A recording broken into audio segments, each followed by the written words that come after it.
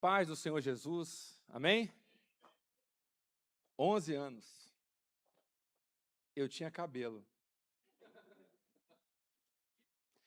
Eu até falei com o pastor Fernando ali, eu falei, eu espero que eu não precise esperar mais 11 anos para voltar.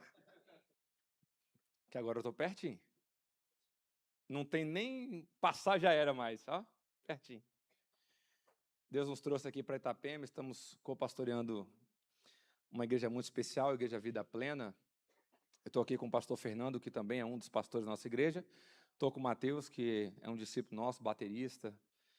Ele é baterista, mas é crente. Eu sei que isso é difícil, mas na verdade está ficando, né? Está ficando. Gente, que alegria estar aqui, rever o pastor Ricardo, pastora Aline. Que café espetacular, que tempo precioso de mesa. Que Deus continue abençoando essa linda igreja e prosperando a casa de vocês, a família de vocês e tudo aquilo que vocês colocarem à mão, o Senhor possa prosperar. Amém? Abra sua Bíblia. Em Eclesiastes capítulo 9, versículo 10. Eclesiastes 9, versículo 10.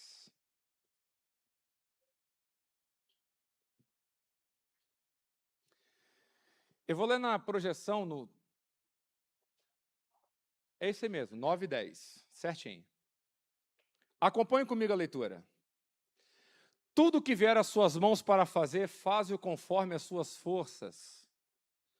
Porque na sepultura, que é para onde você vai, não há obra, nem projetos, nem conhecimento e nem sabedoria alguma. Tem uns textos que não dá para dar amém não, né? Esse não dá para dar amém não, né? Imagina se o texto... Deixa aí, tá? Pode deixar aí. Se o texto da noite fosse assim, Filipenses 4,13. Posso... Cadê o amém, gente? Esse sai mais fácil, não sai não? Você quer ver outro? Vamos lá. Eleva os meus olhos para o monte, de onde me virá o socorro? O meu socorro? Nossa, saiu até um aleluia aqui, ó. Você quer ver outro bom? Salmo 46, Deus é o nosso refúgio e fortaleza, socorro bem presente na hora da angústia. Ó que texto bom, não é? Só que a Bíblia, ela não foi escrita simplesmente para nos agradar. A palavra de Deus, ela é um alinhamento para nos conduzir de volta para a eternidade com Ele. Então existem certos textos que chamam a nossa atenção e que mostram para nós, de fato, o que a gente precisa viver. Quem aqui é da época da caixinha de promessa? Você acabou de entregar a sua idade, eu queria te falar isso, tá? Eu queria te falar que você entregou a sua idade. Vocês lembram como é que era a caixinha de promessa? Não tinha uma luta. Não tinha uma correção, pastor Fernando. A pessoa pecou o dia inteirinho. Aí pegava lá, porque Deus amou o mundo de tal maneira que deu seu filho de jeito para que todo aquele que nele crê não pereça, mas tenha vida eterna. Ela estava desviada, todo arrebentado, fiado no vício, e de repente ela pegava um alento para a alma, e de fato a Bíblia pode ser um alento, mas mais do que um afago, a palavra de Deus é viva, eficaz e mais penetrante do que qualquer espada de dois gumes, e ela é apta para discernir os pensamentos e desejos do coração. A palavra de Deus é para nos levar de volta para a eternidade. Por que algumas pessoas vêm para a igreja, glorificam, levantam a mão, participam de cultos proféticos, semanas poderosas, aí na hora do apelo vem para frente, chora, mas quando acaba o culto, volta para tudo a mesma coisa? Por que acontece isso com a gente? A gente vem para frente, chora, pula, participa de um louvor tão poderoso como experimentamos aqui nessa noite, como Deus usou vocês aqui, e a gente chora, a gente se alegra, mas quando o culto acaba, é onde a vida acontece. E aí, quando a gente sai, parece que os nossos problemas, os nossos desafios estão só esperando a gente acabar o nosso compromisso de quarta-feira para tudo voltar a ser igual. Sabe por que acontece muitas vezes isso? Porque muitas vezes nós estamos colocando na conta de Deus aquilo que nós precisamos fazer. E essa noite o Espírito Santo de Deus nos trouxe aqui para nos dar um alinhamento segundo a sua palavra. Você crê nisso? Você deseja viver isso diante de Deus nessa noite? Então vamos ao texto. O texto começa dizendo como? Alguma coisa, parte ou tudo? Me ajuda aí. Alguma parte, um pedaço ou tudo? Tem gente, pastor Ricardo, que é próspero. É um bom empresário. É bem-sucedido no seu trabalho. Mas não é bem-sucedido na família. Tem gente que tem uma família estruturada, mas não serve com qualidade na igreja local. Existem pessoas que elas são potenciais em certas áreas e extremamente fragilizadas em outra. Mas o Espírito Santo me trouxe aqui como um profeta do céu na sua vida para dizer: em todas as áreas você vai prosperar. Em todas as áreas você vai ser bem-sucedido. É em tudo, não é em parte. É em tudo. Chega de ter sucesso numa parte e fracasso em outra. Deixa eu falar uma coisa aqui para os casados. Nenhum sucesso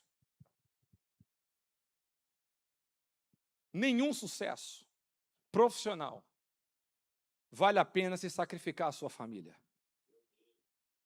Nenhum sucesso ministerial vale se a sua casa não estiver estruturada. É em tudo. E eu quero profetizar para quem crê aqui nessa noite. Deus vai abençoar o seu trabalho. Levanta a mão. Você que quer receber essa palavra, Deus vai prosperar o seu trabalho, você vai ser bem-sucedido, mas não é só lá. Deus também vai restaurar famílias aqui nessa noite. Deus vai restaurar casamentos. Deus vai trazer filhos de volta para a presença do Senhor. Deus vai te abençoar em todas as áreas. Amém? Amém mesmo, gente? Gostei. Mãozinha levantada. Tudo, diga comigo, tudo. Agora, vou falar igual o pregador pentecostal, meu pastor que veio da Assembleia de Deus. Vira para o seu irmão que está do seu lado. Só vou fazer isso agora, tá? Diga para ele assim: agora, vá apertar um pouquinho. Vamos para o texto, olha aqui comigo. Tudo que vier nas suas mãos,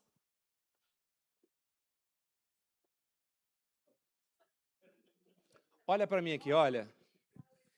Tem gente sofrendo, sabe por quê?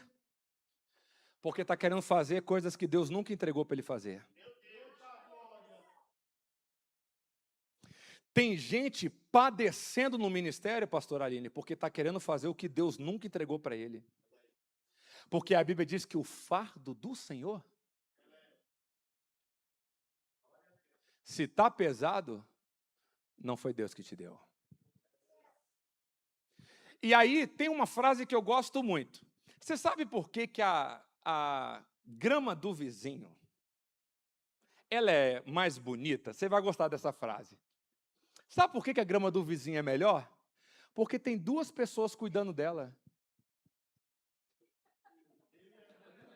Quer que eu desenhe ou ficou claro? Para você que não entendeu, porque ela é muito boa, essa frase é boa. Tem ele e tem você cuidando.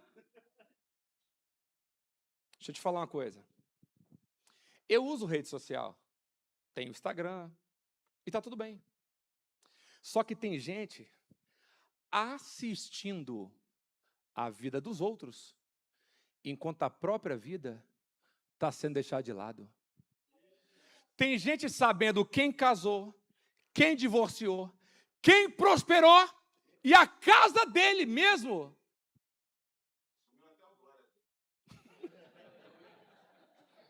O Glória ficou lá em Itapema agora. Olha para mim. Eu acho que eu vou ficar mais 11 anos sem vir aqui. Achei que eu ia trazer uma pegação daquelas. Pois é. Já era, o microfone está comigo. Depois de ir embora, vocês me mandam embora, não deixa eu não volto mais. Olha aqui para mim. Deus tem projetos específicos, singulares, na vida de cada um que está aqui nessa noite.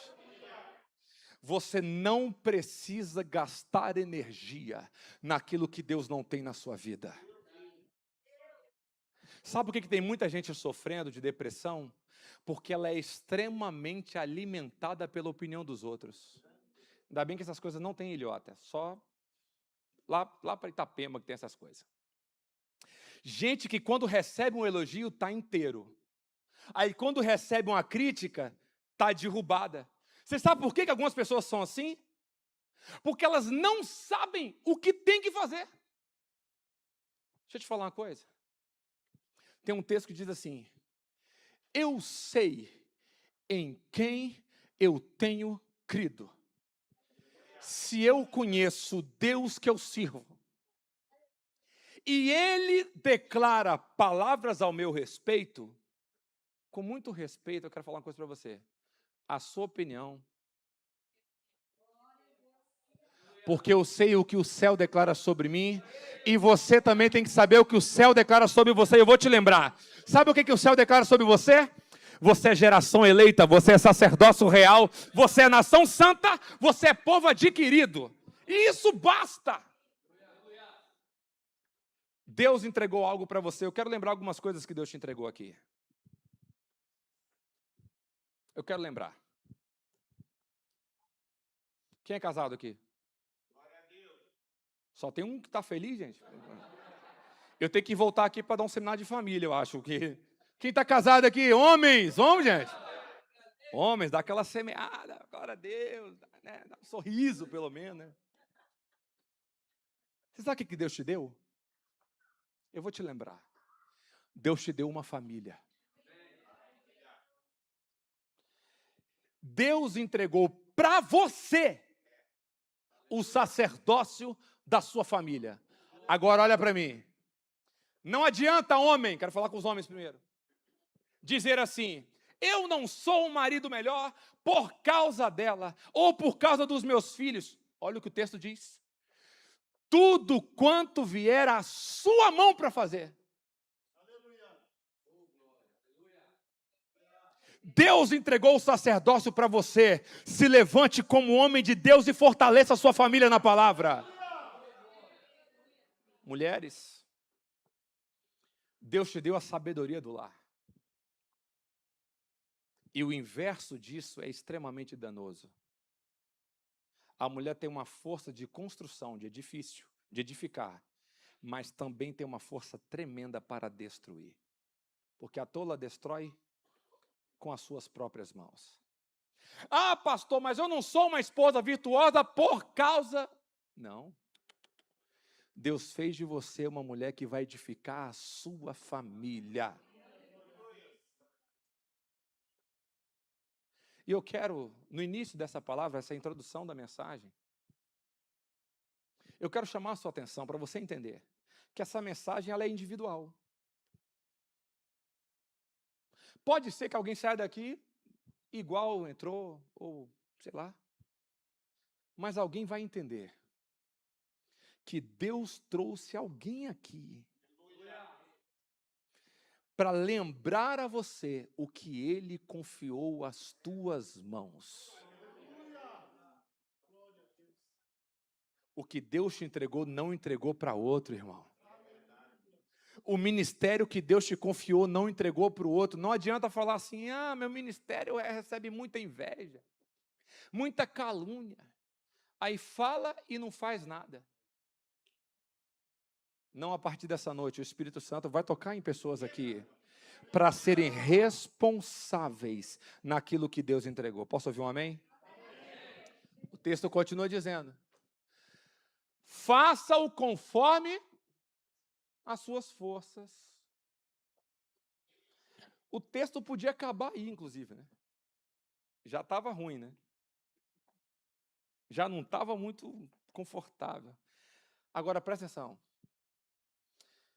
Eu estava falando com o pastor Fernando e com o Mateus que essa mensagem, pastor Ricardo, ela foi uma palavra que marcou a minha vida. Por que ela marcou a minha vida? Porque algumas frustrações que eu vivi na minha vida, eu estava terceirizando culpa. Ah, é por causa da família que eu nasci, é por causa do bairro que eu nasci, ah, é porque as pessoas fazem isso comigo. Só que, infelizmente, nós somos resultados dos nossos comportamentos e das nossas escolhas. Escute uma coisa, a semente você escolhe, a colheita não. Porque a colheita ela é exatamente aquilo que você semeou.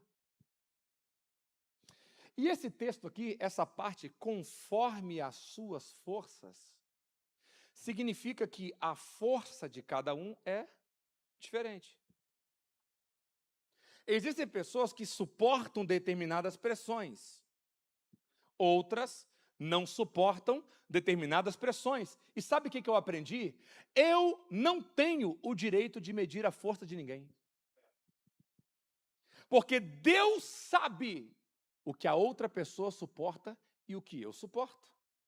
Tem um texto muito conhecido, 1 Coríntios 10, verso 13, diz assim: não vem sobre nós provação e nem tentação que nós não possamos suportar. Ou seja, cada pessoa tem uma estrutura diferente. E quando a Bíblia está chamando a nossa atenção dizendo, existe algo que eu te confiei e você precisa fazer o melhor conforme as suas forças.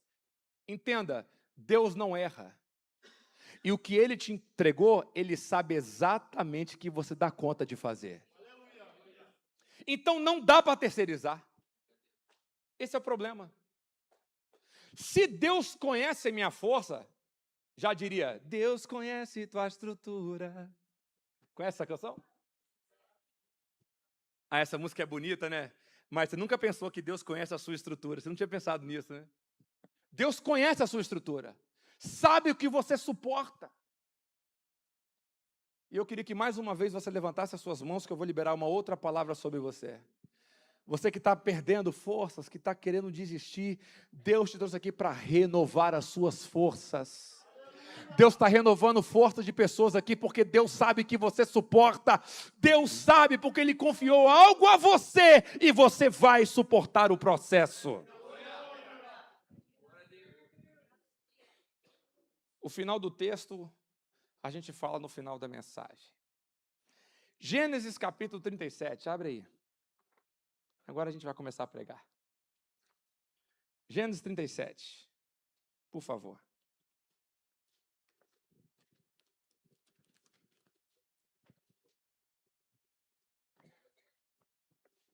Eu quero falar sobre um homem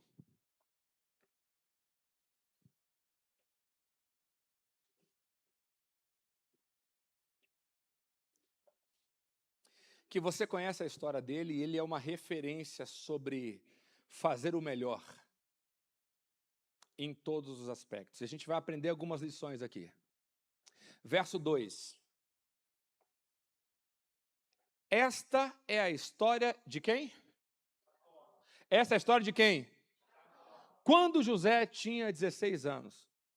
Esse texto não tem sentido nenhum. Essa é a história de quem? Depois fala de quem?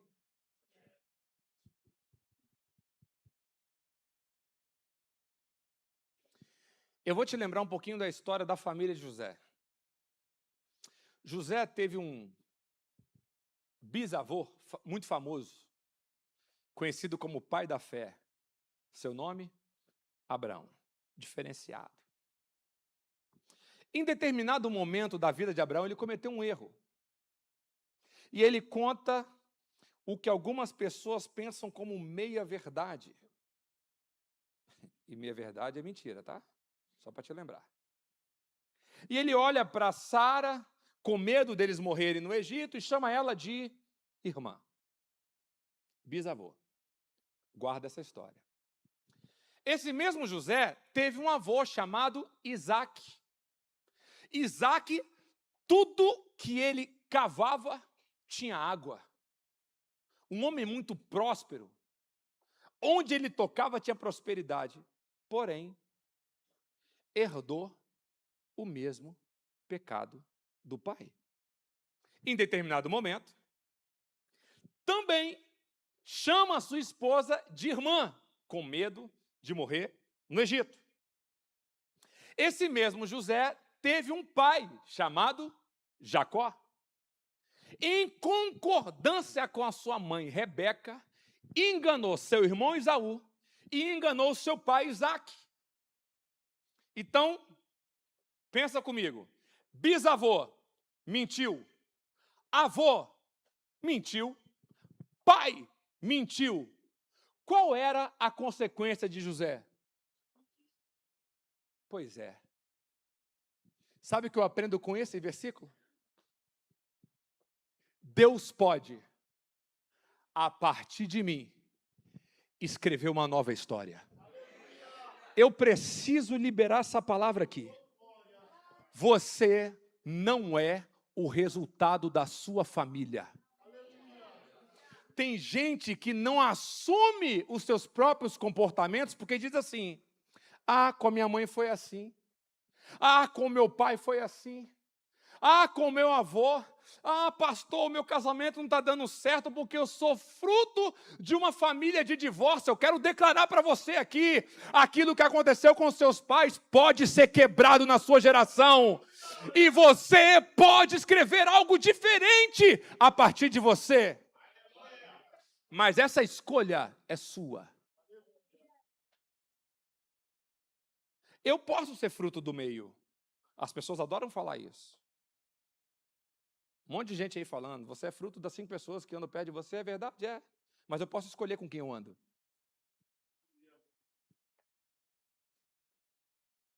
Pastor, você não sabe, eu abro uma empresa, eu quebro, porque a minha família não é próspera. Deixa eu declarar para quem acredita.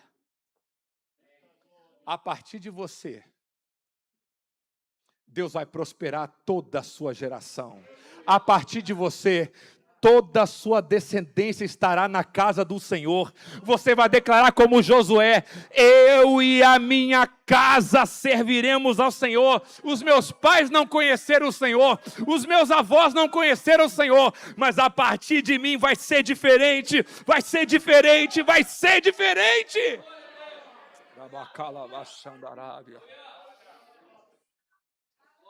É uma decisão que você tem que tomar, irmão. Porque tem coisa que Deus faz e tem coisa que Deus não vai fazer. Ou você entende que você pode quebrar esse ciclo, ou você continua terceirizando culpa. E terceirizar a culpa não vai te levar a lugar nenhum. Mas se você fizer conforme as suas forças, toda a sua geração será próspera para a glória do Senhor. O tema da mensagem hoje é vivendo na potência máxima. Quero que você guarde esse texto, irmão. Vivendo em alto nível. Faz 1 ano que eu decidi cuidar da minha saúde. Faz 1 ano. Nesse ano eu perdi 12 quilos. E sabe qual era a minha desculpa? Viagem. Ah, porque a igreja nos recebe tão bem. É falta de respeito. As pessoas te levarem para comer chique. Olha que desculpa boa. É porque as pessoas te levam para comer uma picanha ao ponto para mal. Até porque ao ponto para bem o boi morreu à toa. Pronto, falei. Ao ponto para bem você matou o boi à toa. Então, o boi morreu à toa. Ai, não aguento. Só para você rir um pouquinho, que a mensagem está dura, né? Vamos rir um pouquinho. E aí eu dava essa desculpa. Até que Deus falou comigo. Você pode dizer não. A escolha é sua. A minha mãe, infartou e morreu na porta do meu quarto aos 44 anos de idade. Esse ano eu faço 40. A escolha é minha. Se eu viro uma estatística familiar, ou se eu tomo vergonha e cuido da minha saúde. E aí? Acho que Deus deve estar falando com alguém sobre isso também.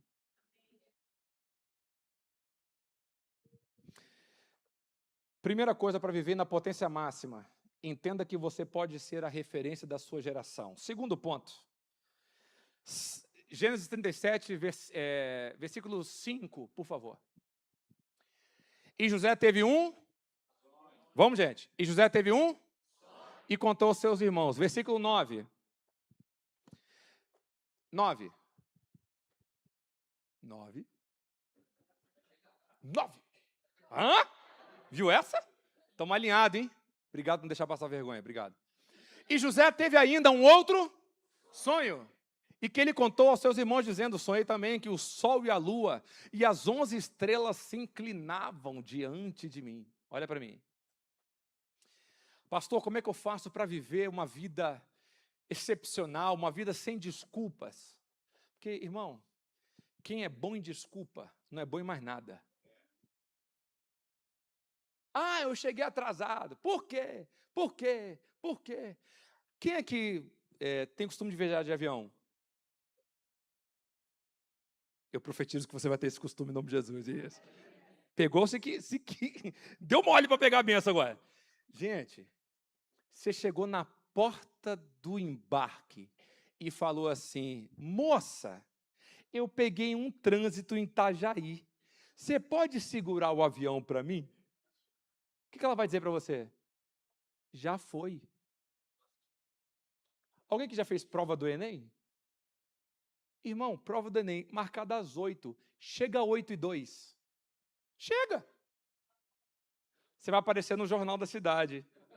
Vai aparecer, olha lá, chegou atrasado e está lá, ó, passando vergonha. Aí sabe o que eu acho engraçado? Para as coisas seculares, a gente tem compromisso com o horário.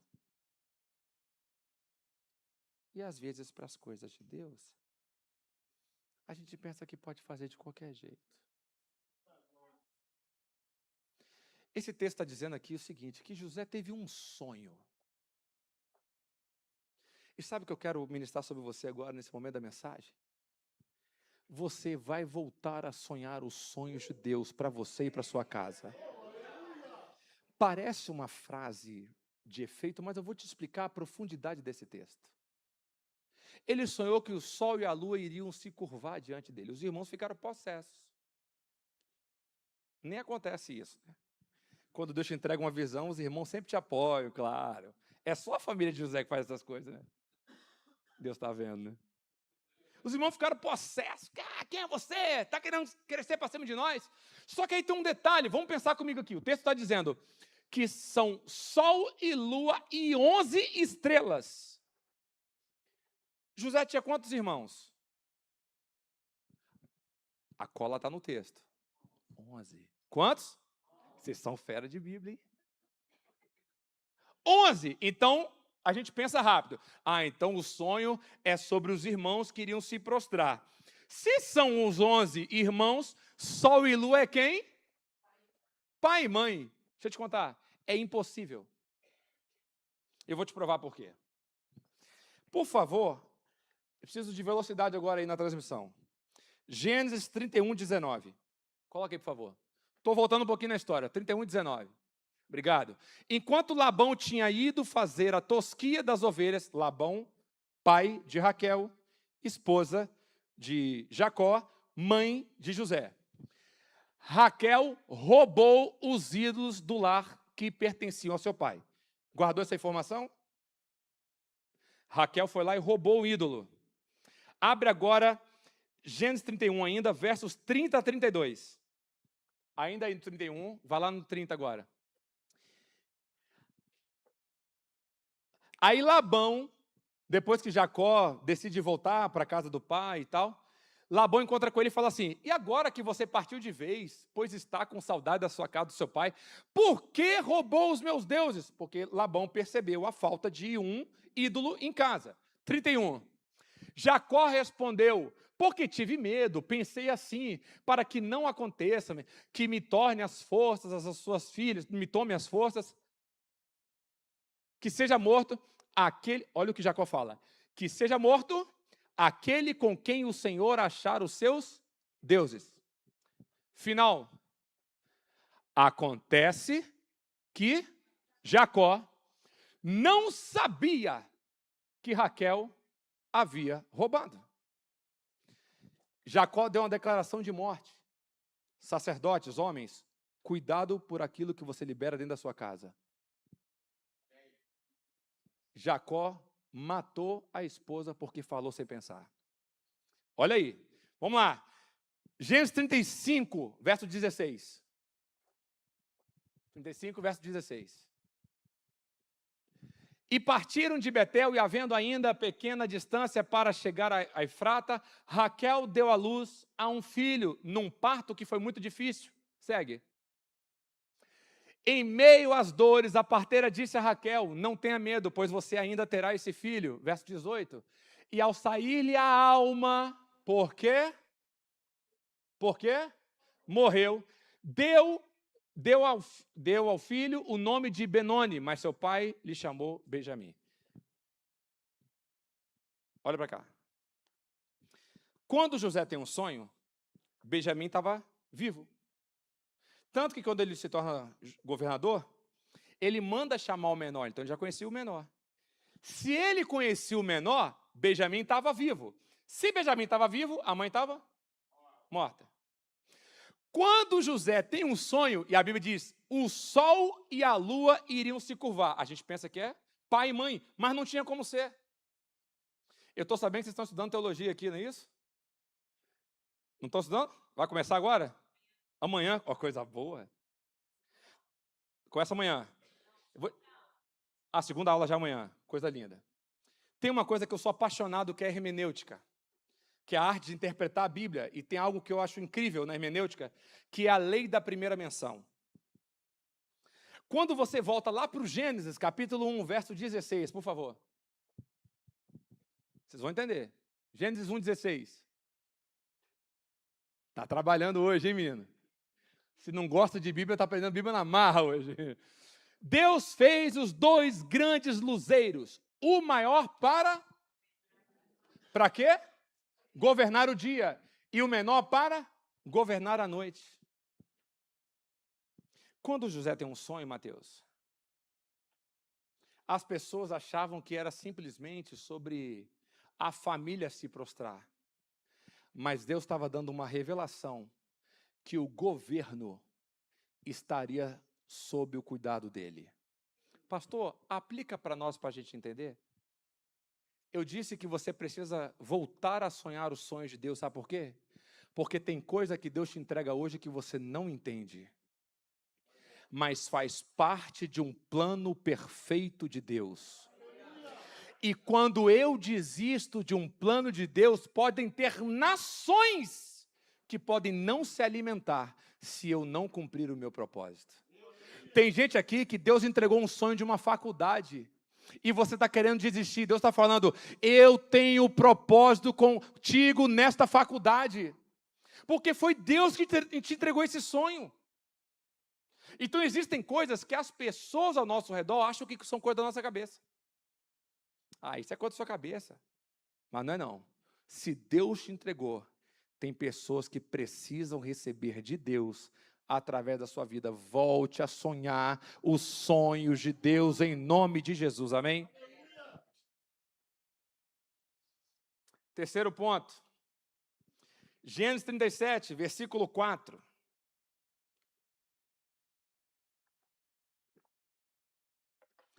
Gênesis 37, versículo 4. Quando seus irmãos viram que o pai o amava mais do que todos os outros filhos, odiaram-no e já não podiam falar com ele de forma pacífica. Verso 8. Então os irmãos lhe disseram, você pensa que vai mesmo reinar sobre nós? Pensa que realmente dominará sobre nós? E com isso o odiavam ainda mais por causa dos seus sonhos e de suas palavras. Olha aqui para mim. E eu vou falar com esse volume aqui. Quem quer viver uma vida extraordinária vai precisar aprender a ser odiado. Porque pessoas medíocres falam de pessoas. Pessoas que querem cumprir o seu propósito não gastam tempo falando dos outros. Então chega um momento que a gente é uma coisa ou outra. Ou a gente quer viver o extraordinário, ou a gente começa a perseguir quem está querendo viver o extraordinário. Quando eu vejo esse texto, eu lembro da minha vida e tenho certeza que você lembra da sua. A quantidade de pessoas que se levantam contra nós o tempo todo. E muitas vezes se levantam próximo da gente. E às vezes a gente quer lutar contra essas pessoas. Ah, porque é meu parente. É porque José não travou batalha. Deus me lembrou de um texto aqui, pastor Fernando, muito forte. Davi, o rei Davi, ele nos ensina algo tremendo. Diz o texto que em um determinado momento da vida de Davi, ele, em obediência ao seu pai, leva uma comida para os seus irmãos que estavam na guerra. Quando ele chega com a comida para os seus irmãos, o irmão dele mais velho começa: você está fazendo o que aqui, rapaz? E começa a tentar brigar com ele. E a Bíblia fala que Davi não faz nada. Não briga com os irmãos. Em outro momento da vida de Davi, ele sendo perseguido por Saul, tinha a chance de matar ele e disse: eu não posso tocar no ungido do Senhor. Em outro momento da vida, ele encontra com Golias e ele enfrenta Golias. Então presta atenção. Olha o que eu aprendo com Davi. Contra os irmãos, eu não devo lutar. Contra a autoridade, eu não devo lutar. Mas contra o gigante, contra Satanás, eu vou lutar e ele vai cair por terra. Sabe qual é o nosso problema? A gente inverte tudo. A gente quer lutar contra os irmãos, quer desobedecer a liderança e foge de Satanás. Ah, meu irmão está perseguindo. E aí começa embate pessoal. E Efésios 6 diz que a nossa luta, na verdade, não é contra a carne, nem contra o sangue, mas contra os principados e potestades do mal. Tem alguém te perseguindo? Parabéns, você está fazendo a diferença. Não tem ninguém te perseguindo? Você é mais do mesmo. Dá um sorriso para parecer que não é com você. Dá um sorriso, isso aí. Tem ninguém falando de você? Tem um ditado popular que diz que só jogam pedras em árvores que dão frutos. Pedra pode machucar você, árvore, mas significa que mesmo assim você vai estar alimentando alguém. E aconteceu isso com José lá no final. Os mesmos irmãos que maltrataram ele, comeram com ele na mesa. Pastor, eu quero viver uma vida extraordinária. Então faça a sua vida valer a pena. Isso significa que vai ter perseguição, porque pessoas que não querem fazer a diferença vão perseguir. Fizeram isso com Jesus. Olha aqui para mim. Quantos anos tem essa igreja? 26. A nossa tem 16 anos. Jesus só teve 3 anos e meio de ministério. E olha a relevância de um ministério frutífero. E olha o tanto que ele sofreu. O próprio povo se levantou contra ele. Mas isso não impediu que o propósito dele fosse estabelecido. Eu quero declarar sobre a sua vida: nenhuma perseguição vai frustrar os projetos de Deus na sua vida. Nenhuma palavra contrária, nenhuma seta de inveja vai impedir os planos de Deus e as ações do Espírito Santo na sua vida e através de você. Se você crê nisso, aplaude a Jesus. Aplaude. Aplaude a Jesus.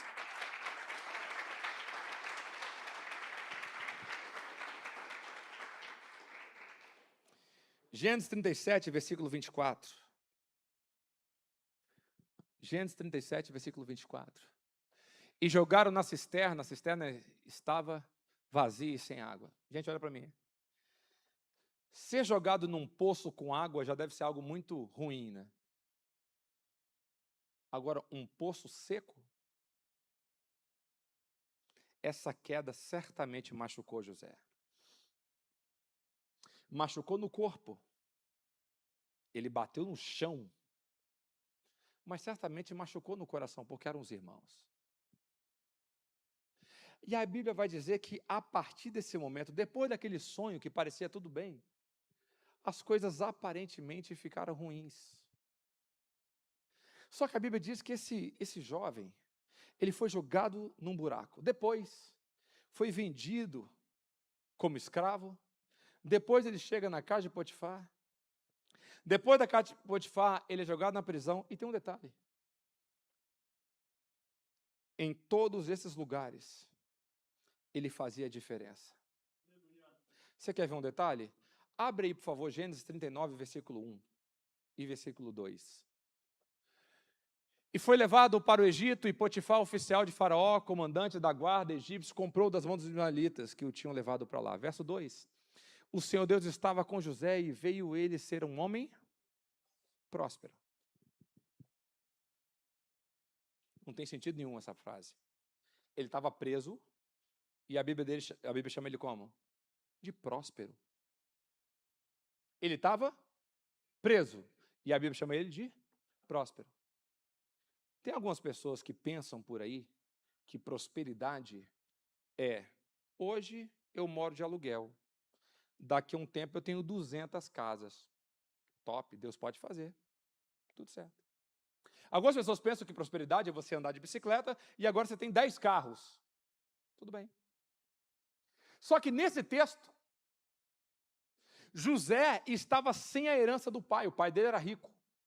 O bisavô foi rico. O avô foi rico.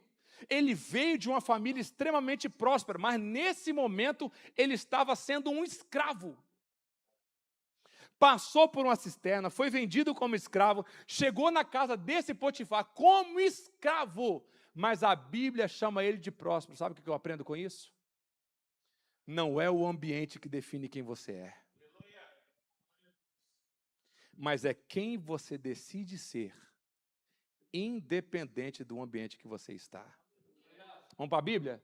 Ezequiel 37, um texto muito conhecido, fala sobre o vale de ossos secos. A Bíblia diz que o Senhor pega a mão do profeta e leva ele até um vale de ossos sequíssimos. Pergunta: a mão do Senhor levou Ezequiel para a praia? Não, levou para um cemitério, um lugar de morte. Em determinado momento, Deus olha para o profeta e fala assim: Ezequiel, esses ossos podem tornar a vida? Ezequiel respondeu: o senhor sabe. Aí Deus fala com ele: então você profetiza sobre esses ossos e eles vão ter vida. Ezequiel profetizou e os ossos se levantaram, se uniram. O exército ficou de pé novamente. Pergunta para você entender. O ambiente aonde Ezequiel estava, tinha vida ou tinha morte? Mas o profeta estava vivo.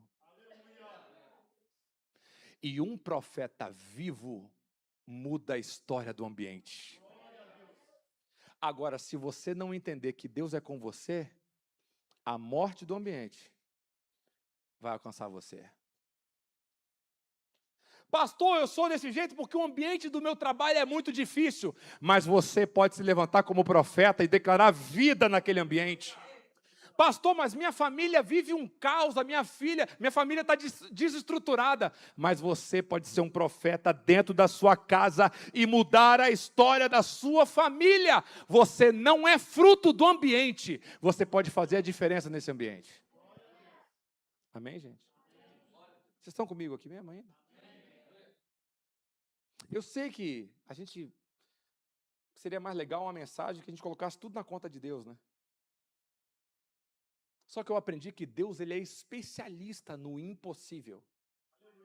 Mas o possível ele não faz. Deus é o Deus do sobrenatural, mas o natural é comigo e com você. E aí tem gente que não chega no sobrenatural porque não resolveu o natural ainda. Tem gente que está pedindo para Deus abençoar a casa, mas ele é grosso. Deus prospera a minha família, mas não faz uma organização financeira. Deus aumenta o meu ganho, mas não consegue nem entregar o que deveria entregar para Deus com o pouco que tem. A Bíblia está dizendo aqui que José estava preso.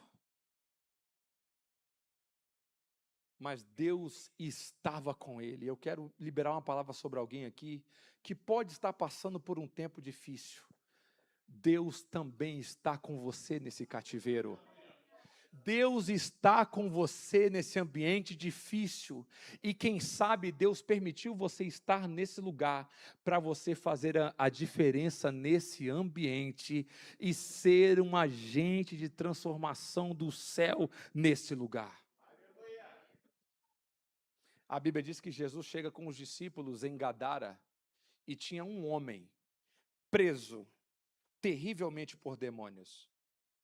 E a presença de Jesus nesse cemitério mudou a história daquele homem. Não é o ambiente, é quem está com você no ambiente. E eu quero te lembrar que Jesus prometeu que estaria com você todos os dias, até a consumação dos séculos. Deus está com você no dia bom, mas Deus também está com você no dia mau. Deus está com você na praia, mas vai também estar com você no deserto.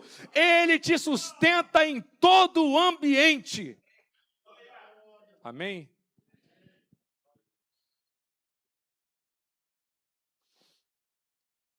Gênesis 39, versículo 7, falta só 2 pontos para a gente encerrar.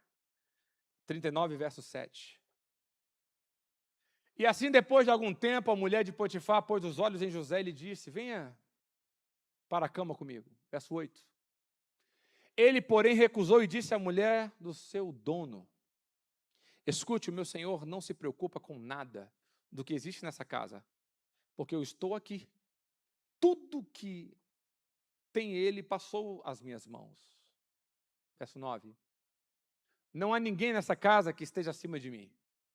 Ele não me vedou nada, a não ser a senhora, porque é a mulher dele. Como, pois, cometeria eu tamanha maldade e pecaria contra Deus? Cadê meu amigo do teclado? Pode voltar.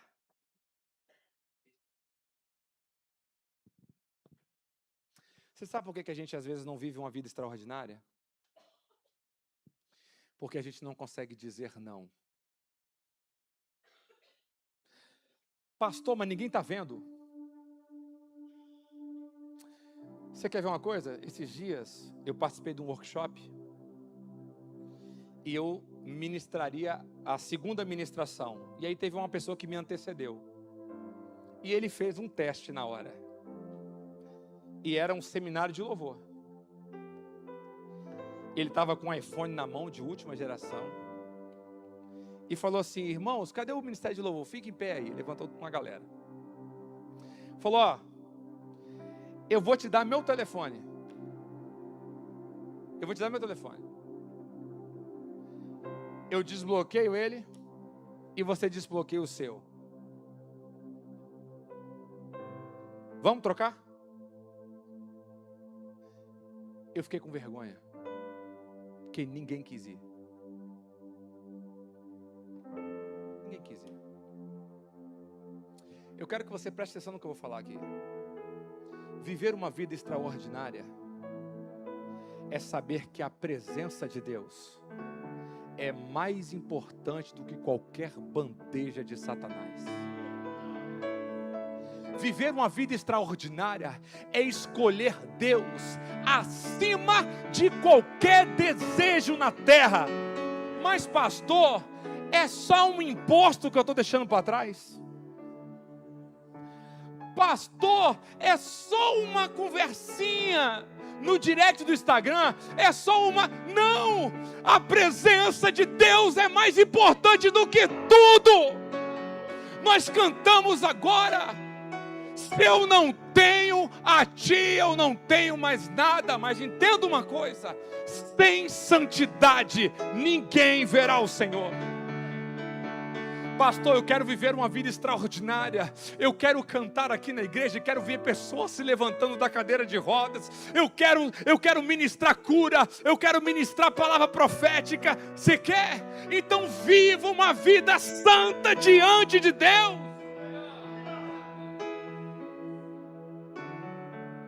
Existem coisas que Deus coloca diante de nós e Deus permite mesmo. Deixa eu te contar um negócio. Deus não vai impedir uma tentação. A gente até ora no Pai Nosso. Deus nos livra da tentação, não está lá. Mas o próprio Jesus foi tentado. Gente, se Jesus foi tentado, quem sou eu para dizer, não, eu não aceito receber tentação? E sabe por que Deus permite? É para que a gente olhe para nós mesmos e possamos dizer, Senhor, a bandeja está aqui, mas eu só quero a tua presença, eu só quero a tua presença, eu só quero a tua presença. Ah, mas isso é interessante, mas eu prefiro a minha família, eu prefiro os meus filhos, eu prefiro o meu chamado. Deixa eu te falar, ninguém estava vendo ali, estava fácil para José. E a frase final dele é espetacular, ele fala assim, o seu marido me entregou tudo, confiou tudo, menos a senhora. Qual era o normal? Como que eu pecaria contra o seu marido que confiou em mim? Ele diz, não. Como que eu posso pecar contra o meu Deus? Mas pastor, é só uma maledicência pequena, é só falar um pouquinho mal do meu líder. Essa noite, o Espírito Santo de Deus te trouxe aqui para que você possa viver uma vida extraordinária.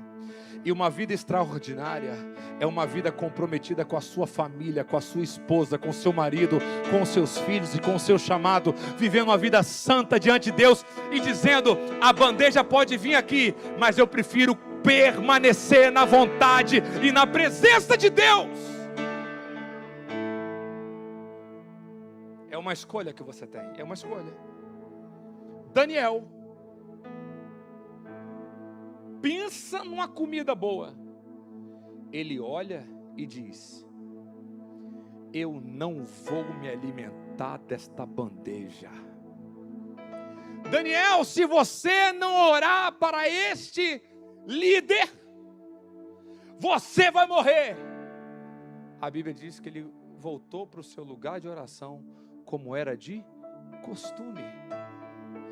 Porque para Daniel, a comunhão com Deus era mais importante do que a própria vida. Tem um texto, pastor Ricardo, que me deixa constrangido. A Bíblia diz que Jesus reúne os discípulos e diz assim, entrem nesse barco aí e vão para o outro lado que eu vou orar. Os discípulos entram e Jesus não vai junto. Jesus sobe para orar. E aí diz a Bíblia que esses discípulos começam a passar por uma terrível tempestade. E eles achando que vão morrer, desesperados, de repente aparece um vulto no meio do mar.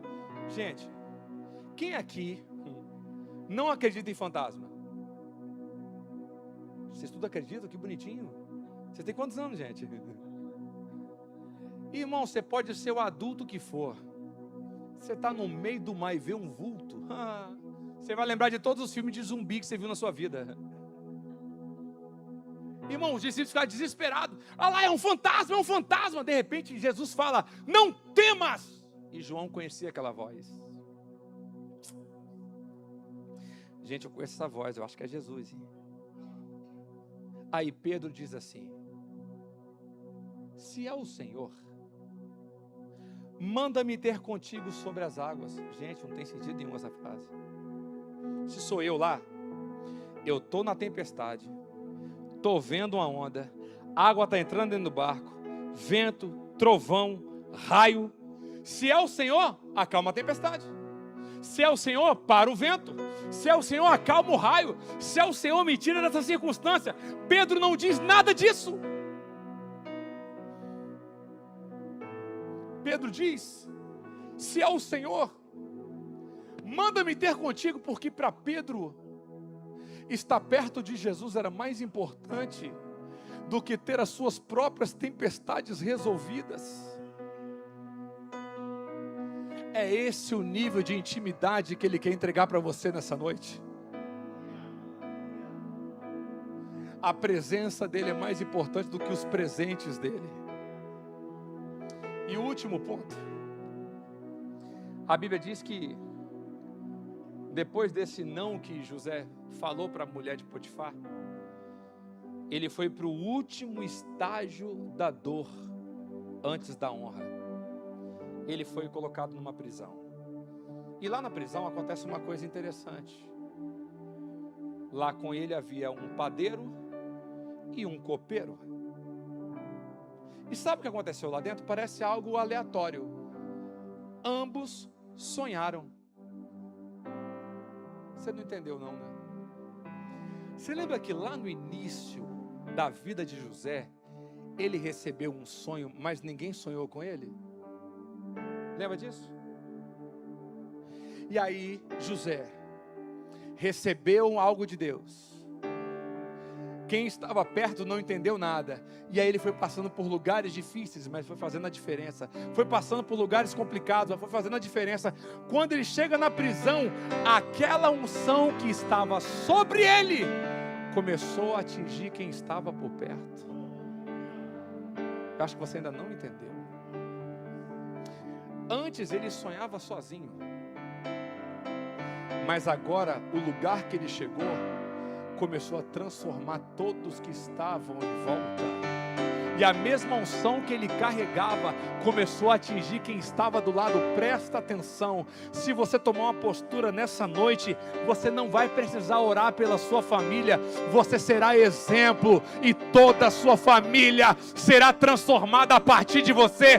Você não vai precisar apontar mais defeito, eles vão olhar para você e vão dizer: eu quero o mesmo Cristo que você serve, eu quero ser também como você é. E nós vamos poder falar como Paulo falou: sede, pois, meus imitadores, como também eu sou de Cristo. Fica de pé no seu lugar e eu quero orar por você.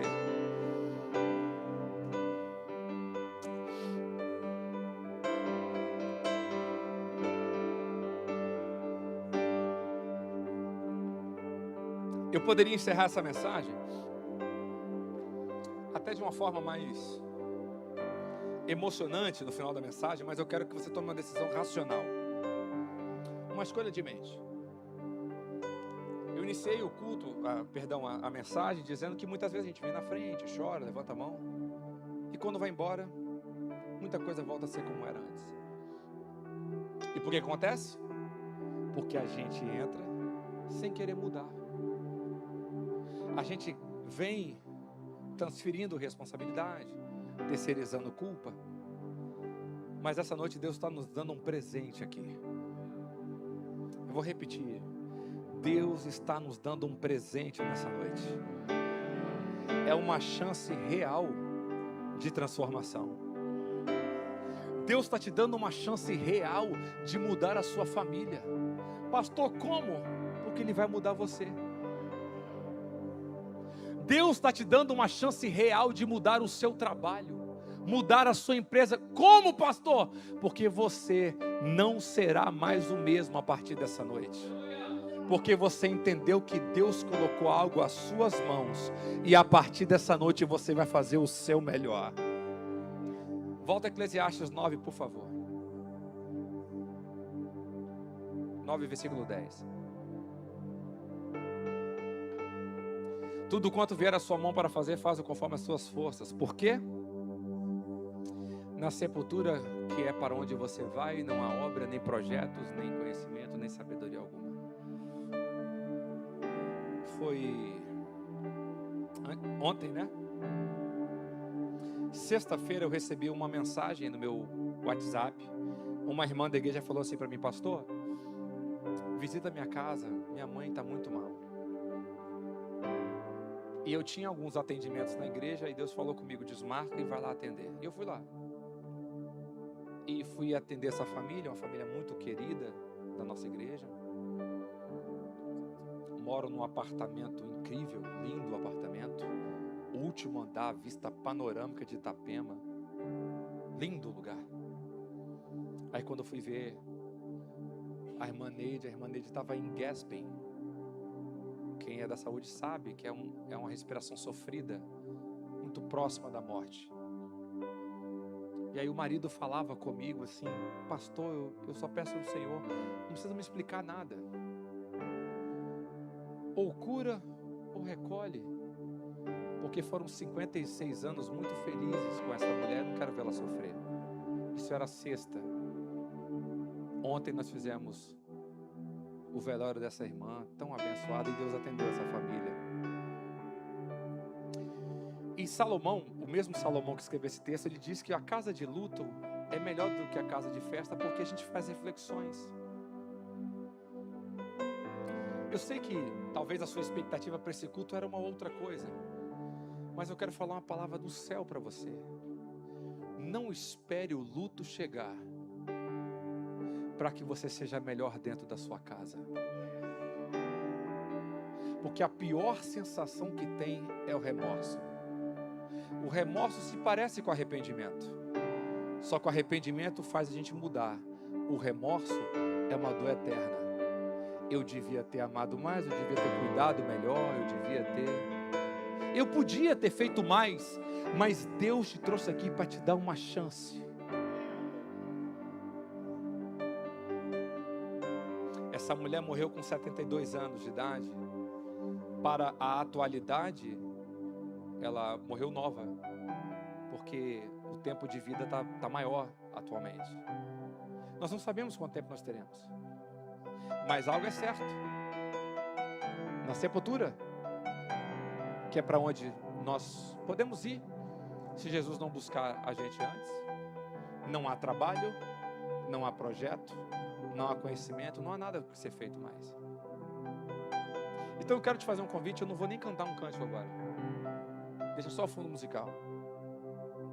Porque Deus está te dando e me dando também uma oportunidade de, a partir dessa noite, nós vivermos uma vida extraordinária. O tempo que Deus nos deu, e tem um texto que eu acho lindo. O salmista declara, Salmo 118, verso 24: este é o dia que fez o Senhor, nele nós vamos nos alegrar, nele nós vamos nos regozijar. Moisés escreveu o Salmo 90, versículo 12: ensina-nos a contar os nossos dias, de tal maneira que alcancemos corações sábios. Este é um dia de bênção para a sua vida, é um dia de decisão, é um dia de escolha, é um dia de mudança de vida, é um tempo onde a sua família será restaurada, aonde o seu sacerdócio será restaurado, aonde você, pai, a partir de hoje será o melhor pai para os seus filhos, o melhor marido para a sua esposa. Você, mãe, será a melhor mãe para os seus filhos, a melhor esposa para o seu marido. Você, filho, será o melhor filho para os seus pais. Você, pastor, será o melhor pastor para as suas ovelhas. Aonde Deus te colocou, você vai fazer o melhor. Se você quer tomar essa decisão, sai do seu lugar que eu quero orar por você. Vem aqui na frente que eu quero orar por você. Você que está cansado de ser mais ou menos, está cansado de dar desculpa, vem aqui que eu quero orar por você. Pastor, eu estou cansado de dar desculpa, então sai do seu lugar. Eu quero orar por você. Vai chegando num canto aqui, vai chegando num canto, vai chegando num canto. Pastor, eu quero viver o extraordinário, eu quero parar de transferir responsabilidade. Sai do seu lugar que eu quero orar por você.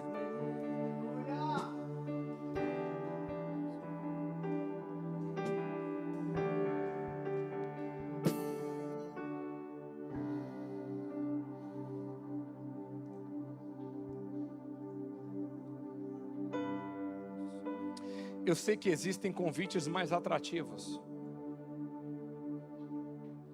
Existem convites mais confortáveis. E eu quero te lembrar que eu continuo acreditando que Deus é o Deus do milagre. Que Deus é o Deus da resposta. Que Deus é o Deus do sobrenatural. Eu acredito nisso. E eu também acredito que Ele nos criou para um propósito. Não foi à toa. E você que está aqui na frente, olha para mim. Uma das coisas que o diabo quer fazer é colocar na nossa mente que a gente é pequeno, que a gente não presta, que a gente não foi criado para nada. Mas deixa eu te lembrar uma coisa aqui. Você que está aqui na frente, você é a menina dos olhos de Deus. Isso aqui não é uma palavra de autoajuda, de ajuda do alto. Você sim é especial para Deus. E é por isso que Ele olhou para você e te entregou. Eu confio em você. Deus confia em você. Deus confia em você. Deus confia em você. Deus confia em você. Pastor, você não conhece a minha história. Não sabe o que eu arrumei daqui para trás. Tem problema não. A partir de hoje, você pode escolher diferente e toda a sua família será transformada a partir da sua decisão nessa noite. Quem sabe até hoje era desculpas, era acusações, era transferência de responsabilidade, mas não, a partir dessa noite vai ser diferente, vai ser diferente. Você é a resposta. Você é a resposta para alguém. Tem gente que está preso e vai receber de Deus através de você. Tem nações precisando do que você carrega. Não desista dos sonhos de Deus. Por mais que você não entenda, por mais que você se considere pequeno, feche os seus olhos. Pai, é uma noite de decisão. E estamos entregando a vida de cada um dos teus filhos que estão aqui diante de ti, que entenderam que agora, esse momento, é um presente do céu. Obrigado porque essa mensagem nos faz refletir na tua bondade, na tua misericórdia e na tua confiança em nós. Nos ensine a valorizar tudo o que o Senhor nos entregou. Nos faça parar de nos preocupar com aquilo que não nos pertence. Porque a outra igreja, porque a outra casa. Não, nós vamos cuidar do que é nosso. Nós vamos cuidar daquilo que o Senhor nos confiou. Deus deu para esta igreja. E cada um que está aqui vai ser e continuar sendo um agente de transformação nessa cidade. Porque todo mundo aqui está entendendo a importância do que carrega. Um é braço, um é orelha, um é olho, um é pé, mas cada um deve cumprir o seu propósito. Nos ajude, Senhor. Nos ajude a entender onde o Senhor nos colocou. Seja como pai, mãe, filho, profissional, empresário, funcionário, músico, pregador, professor, engenheiro, advogado. Eu não sei aonde o Senhor tem plantado os teus filhos, mas eles vão fazer a diferença aonde eles estão. Aonde eles estão, eles vão fazer a diferença. Eu creio nisso. E entrego a vida de cada um dos teus filhos nessa noite, na tua presença.